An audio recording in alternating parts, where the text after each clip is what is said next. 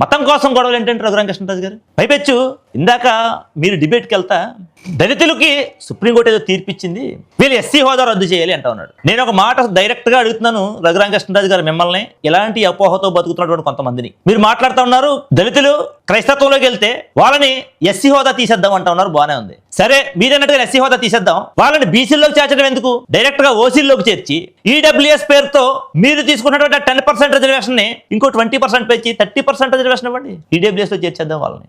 లేదు మీరు రిజర్వేషన్లే తీసేయాలంటున్నారు కదా, కులాలు తీసేద్దాం.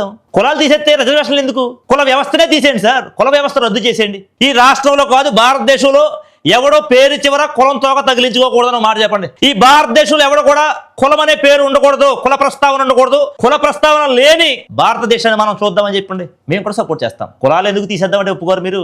రిజర్వేషన్లు తీసేయడం ఎందుకు? వీళ్ళకి ఎస్సీ హోదా రద్దు చేయడం ఎందుకు? బీసీలు తీసుకోవట్లేదు రిజర్వేషన్, ఓసీలు తీసుకోవట్లేదు రిజర్వేషన్, ఈడబ్ల్యూఎస్ పేరుతో ఎస్సీలు మాత్రమే తీసుకుంటున్నారు ఈ భారతదేశంలో రిజర్వేషన్. మొత్తానికి కుల వ్యవస్థను రద్దు చేయండి సార్. ఈ భారతదేశంలో సంపద అంతా సమానంగా పంచేయండి సార్, సంపదనంతా సమానంగా పంచేయండి. రిజర్వేషన్లు ఎందుకు? కులాలు ఎందుకు? తీసేద్దాం, ఎవరికి కులాలు వద్దు, అప్పుడు రిజర్వేషన్ కూడా ఉండదు. దయచేసి